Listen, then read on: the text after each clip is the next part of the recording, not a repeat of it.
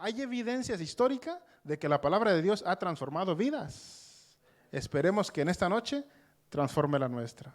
Vamos a pedir a nuestra hermana Margarita que pase y trae la palabra de Dios.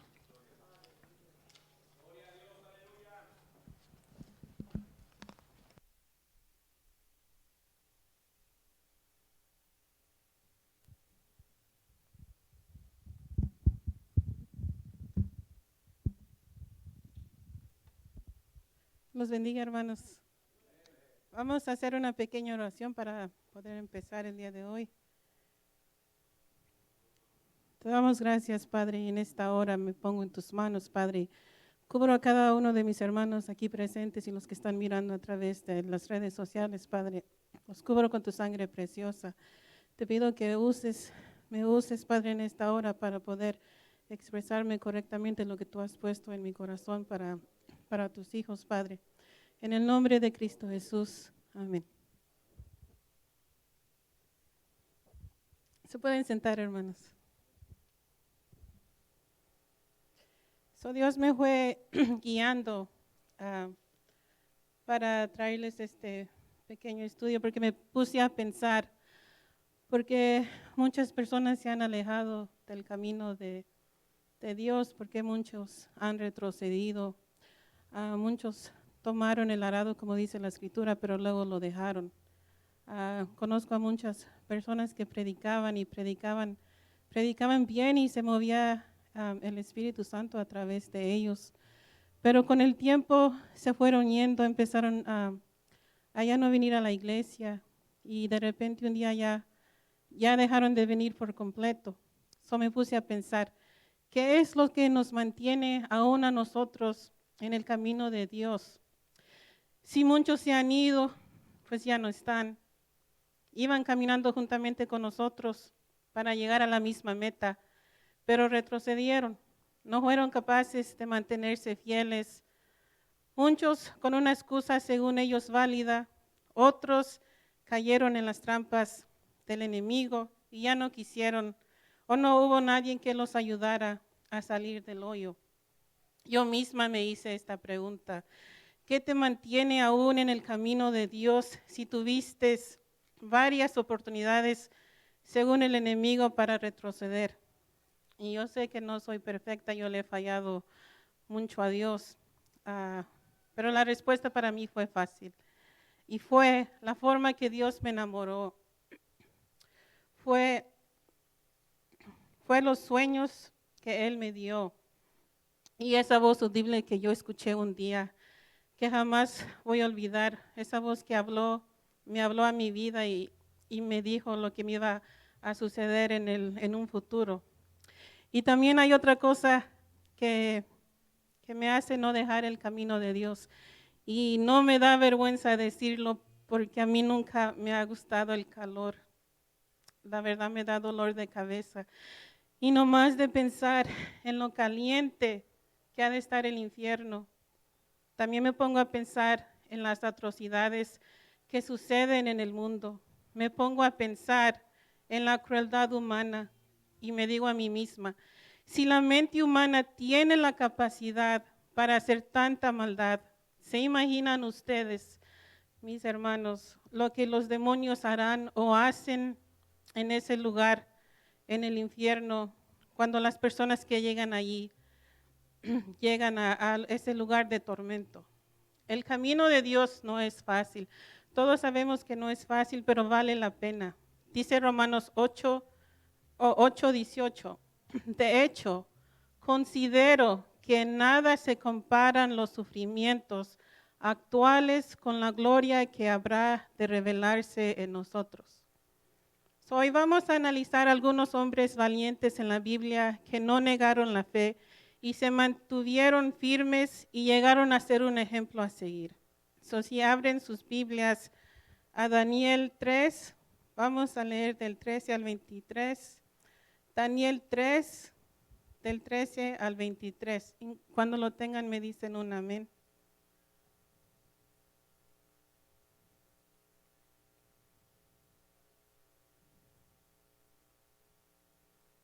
Daniel 3, del 13 al 23.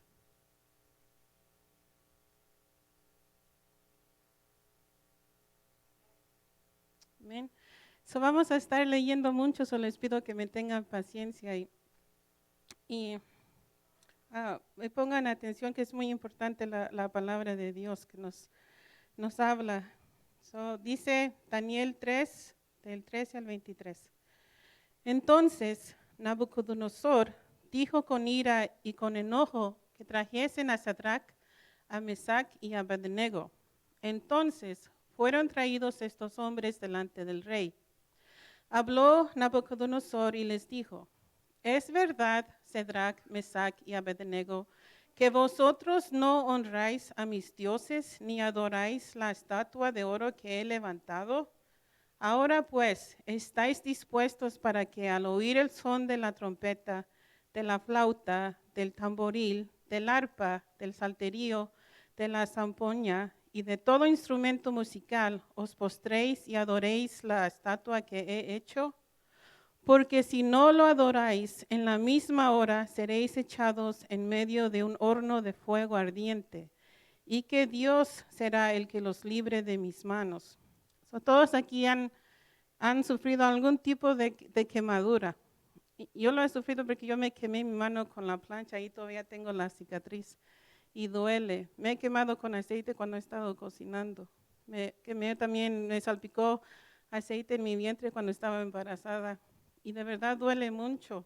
Y estos tres valientes sabían que los iban a echar a un horno de fuego y no negaron su fe. Se mantuvieron firmes. So vamos a continuar en el verso 16. Sadrach, Mesach y Abednego respondieron y dijeron al rey Nabucodonosor: no hace falta responderte sobre este asunto.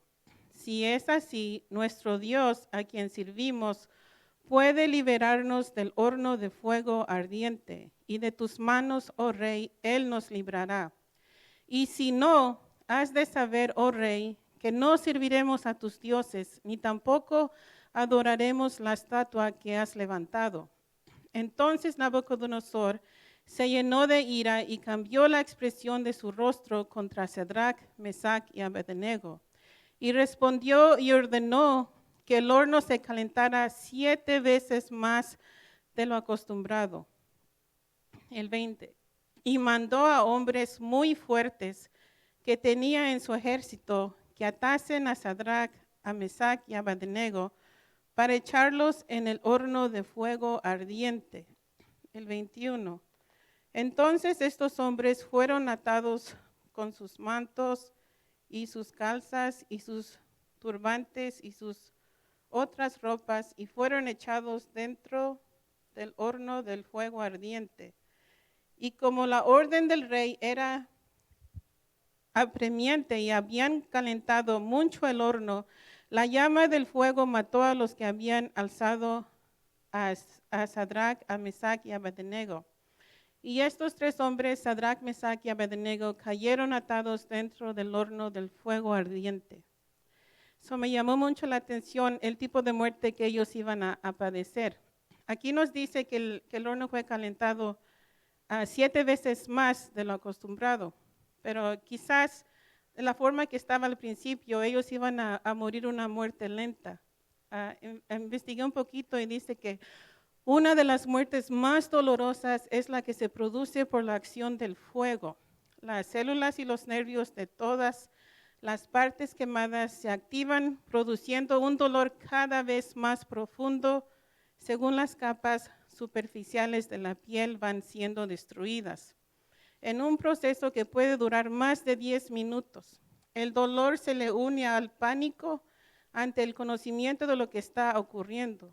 La progresiva pérdida de sangre y líquidos acaba haciendo que el organismo se detenga, aunque la mayoría de las personas suelen morir antes debido a la intoxicación por los humos y gases emitidos.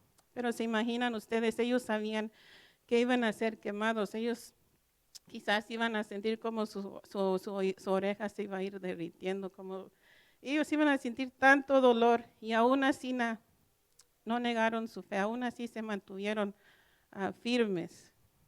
Un gran ejemplo para nosotros.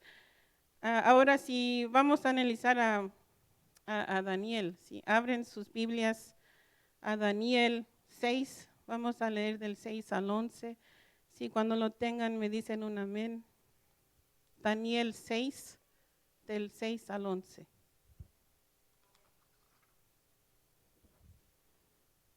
Amén. So dice Daniel 6, 6 al 11. Entonces, estos gobernadores y sátrapas se juntaron delante del rey y le dijeron así: Rey Darío, para siempre vive. Todos los gobernadores del reino, magistrados, sátrapas, príncipes y capitanes, han acordado por consejo que promulgues un edicto real y lo confirmes, que cualquiera que en el espacio de 30 días demande petición de cualquier dios o hombre fuera de ti, oh rey, sea echado en el foso de los leones. Ahora, oh rey, confirme el edicto y fírmalo para que no pueda ser revocado, conforme a la ley media y de Persia, la cual no puede ser abrogada. Firmó pues el rey Darío el edicto a la provisión.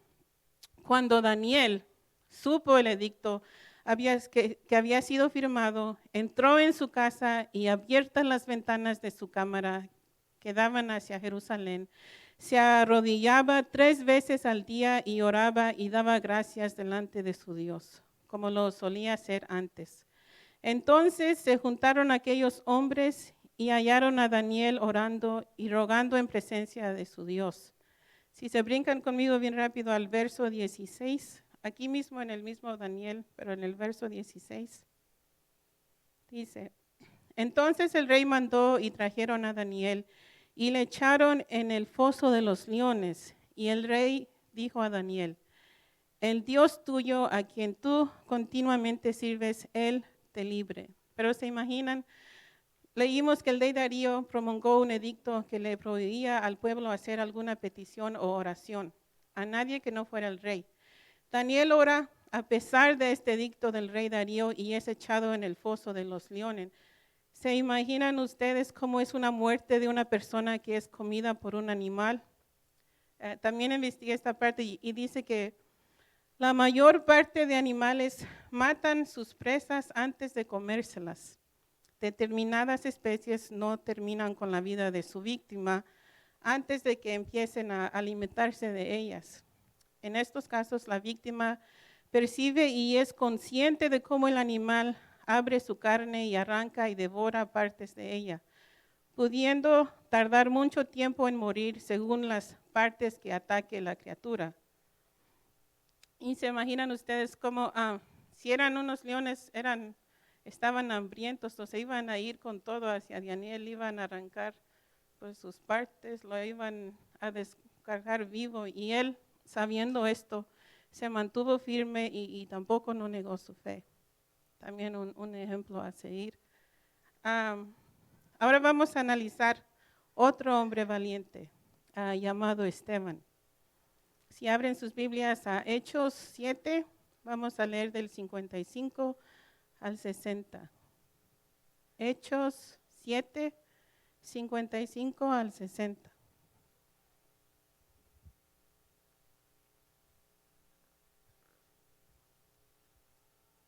Amén.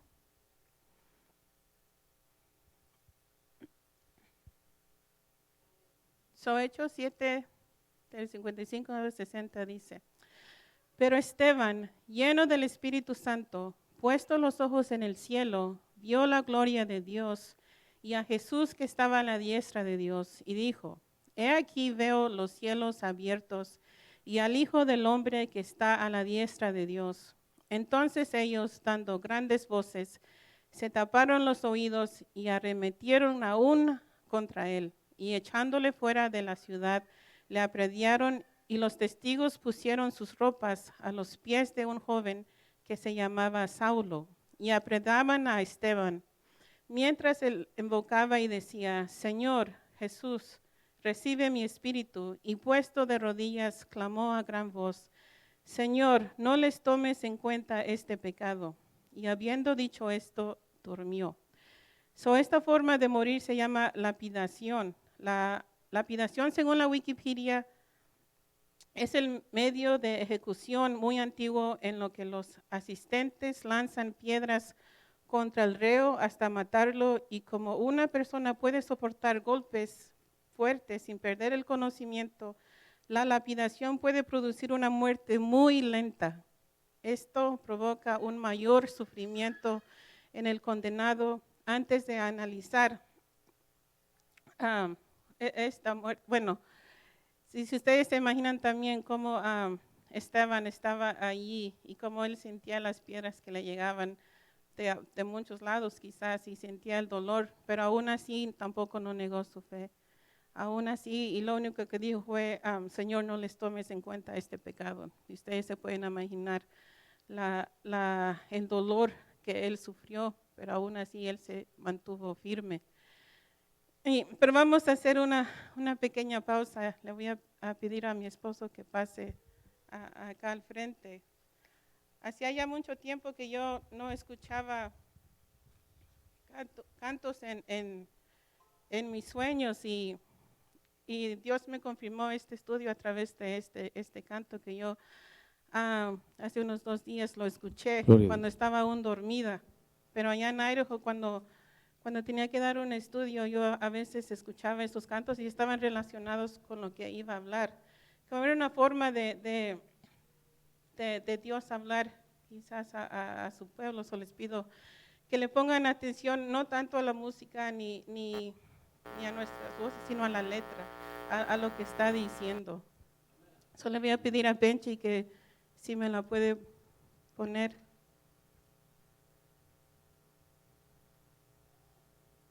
Gloria a Dios. Dios nos envió a Jesucristo, vino a sufrir para salvar, vino a morir, pagó mi deuda, y aunque murió, su tumba ya vacía está. Él vive hoy, vivirá mañana. Confío en Él, no temeré. Pronto veré a mi Maestro, y ahora espero me dará la eternidad.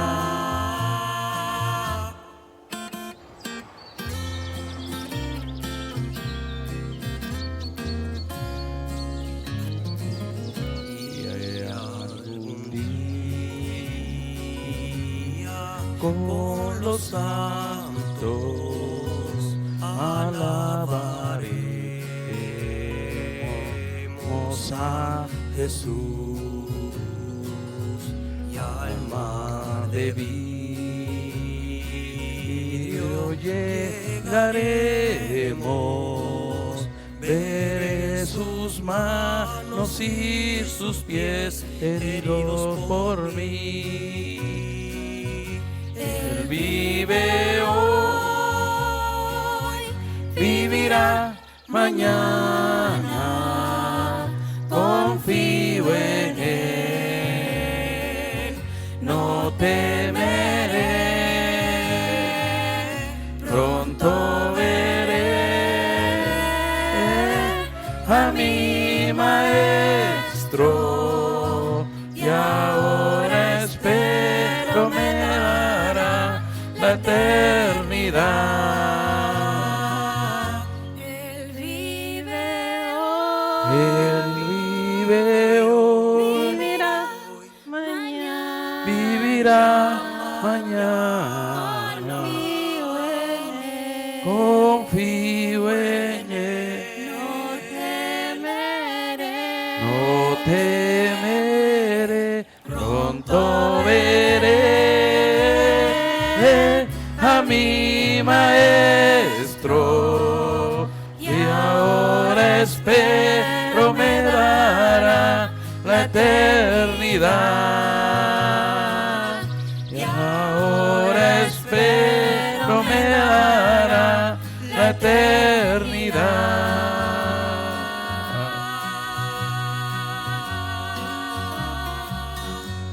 Gloria a Dios, Dios los bendiga. Solo que Dios me hizo entender de este canto que, bueno, todos sabemos que Él está vivo. Como dice, Él vive hoy, vivirá mañana. Tenemos que confiar en Él, que Él no quiere que temamos, porque Él no nos ha dado un espíritu de cobardía, sino de amor, de poder y dominio propio. No hay nada que nosotros debemos de temerle, porque Él está en control de todo y no nos va a abandonar. Él siempre va a estar a nuestro lado, apoyándonos, dirigiéndonos.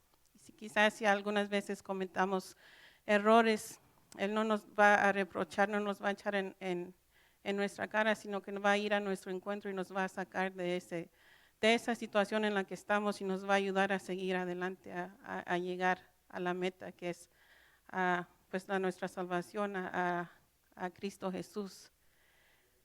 Pero vamos a analizar ahora sí al hombre más valiente que haya existido jamás, el que merece toda la honra y toda la gloria, a nuestro Señor y Salvador, el que nos compró a precio de sangre.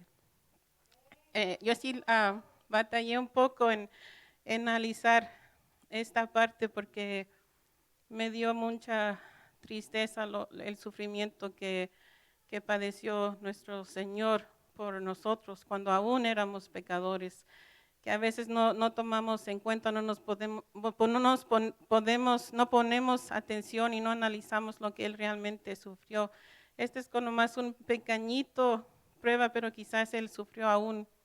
Quizás el sufrimiento no lo puede ni siquiera describir en palabras, pero vamos a analizar un poquito. Todos sabemos que Él nos compró a precio de sangre cuando éramos aún pecadores. Si abren sus Biblias a Lucas 22, vamos a leer el verso 44. Lucas 22, 44.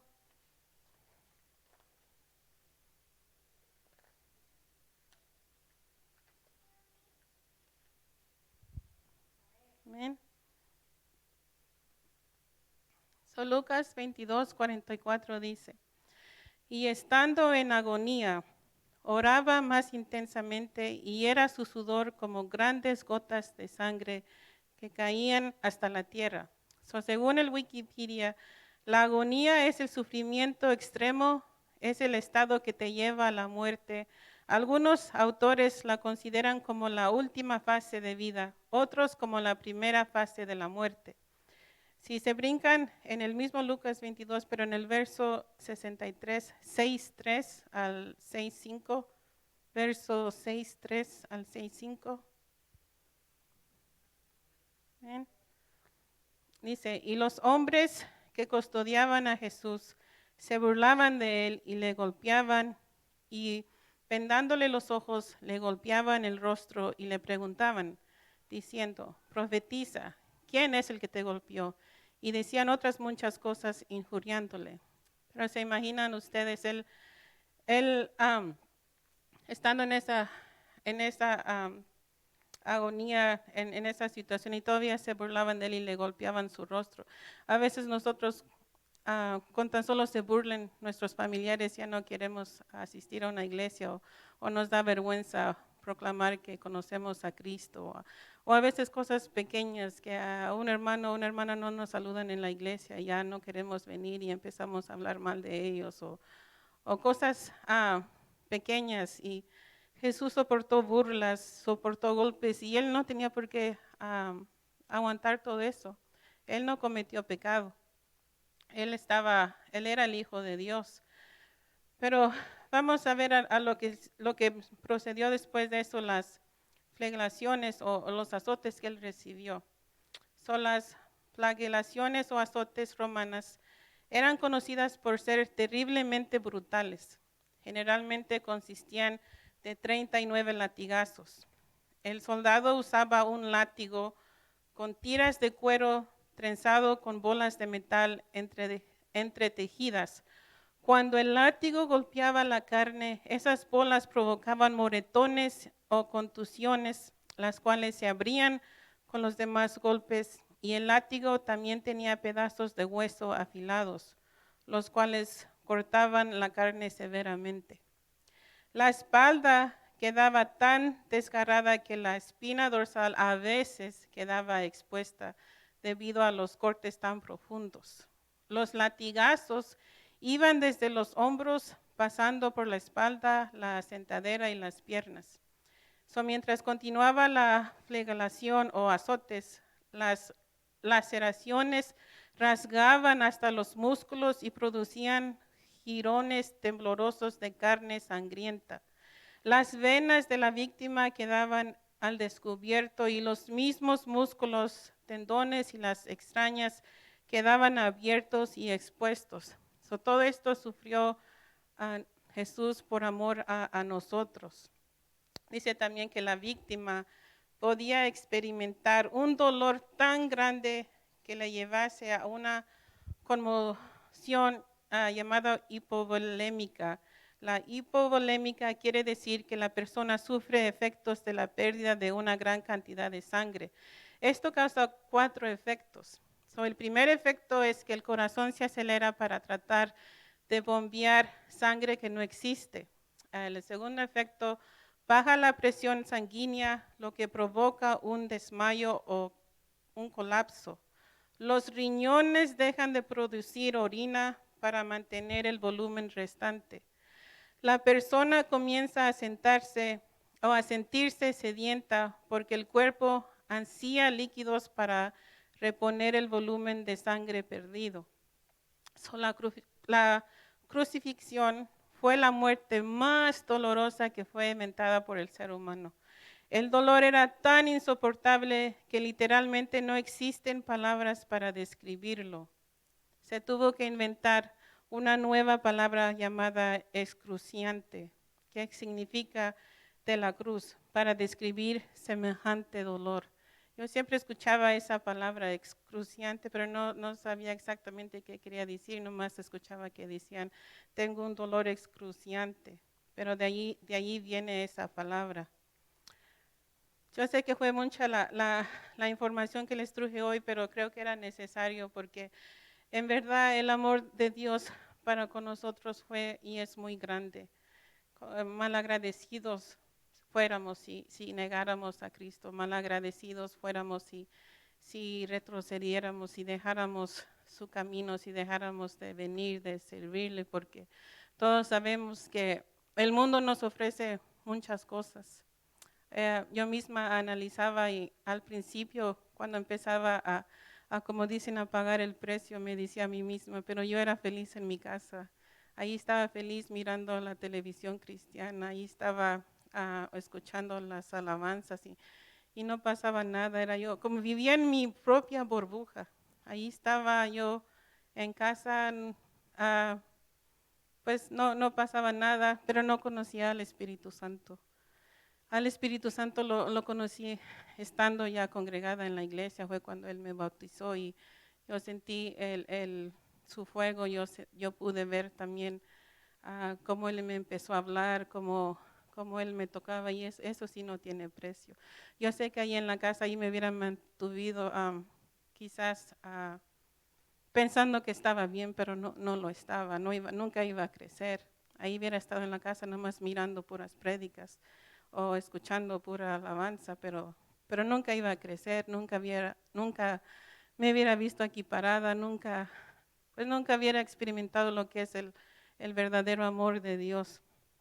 Y lo último también que les quería dejar con Hebreos 13:17, si abren sus Biblias y me acompañan bien rápido a Hebreos 13:17, que es muy importante. Dios me hizo sentir este versículo. Pero antes de leerlo también se me olvidaba también que les iba a decir que si ustedes se imaginan la condición en la que estaba Jesús cuando lo bajaron de de la cruz. ¿Se imaginan cuánta sangre haber estado él cubierto? Cómo estaba él, cómo su carne quizás estaba roja de tanto azote o de tanta angustia de que él padeció. Uno no puede imaginarse la condición en la que él estaba cuando lo bajaron de esa cruz, pero debemos ser agradecidos y seguir adelante, seguir en su camino y terminar la buena batalla, así como dijo Pablo. Pero si ya tienen Hebreos 13:17, lo vamos a leer bien rápido. Dice: obedecer a vuestros pastores y sujetaos a ellos, porque ellos velan por vuestras almas, como quienes han de dar cuenta, para que lo hagan con alegría y no quejándose, porque esto no es provechoso. Ya lo que me da a entender esto es que ya los pastores tienen suficiente carga y no necesitan que uno esté poniéndole quizás más carga muchas veces se habla mucho de los pastores. Yo oía antes allá en Idaho que las personas decían que el pastor se iba a quedar con los diezmos, o empezaban a hablar que el pastor no estaba haciendo las cosas correctamente, que si ellos fueran, ellos lo harían así y así. Y escuchaba pues muchos comentarios así, y eso es ponerle más carga a los pastores cuando ellos ya tienen suficiente carga, y a pesar de eso ellos van a dar, dice aquí que porque ellos velan por nuestras almas, ellos están orando por nosotros. Y también dice que ellos a un día van a dar cuenta de nosotros, por eso tenemos que ser obedientes conforme a la fe que ellos tienen, imitar también su fe y estar en obediencia, de ser buenos, como dicen, buenas ovejas. A ovejas fáciles de pastorear, no darle tantos problemas, porque dice aquí que esto no es provechoso ni para ellos ni para nosotros. Eso era lo que les traigo el día de hoy. Ya con eso termino y le paso el tiempo al pastor.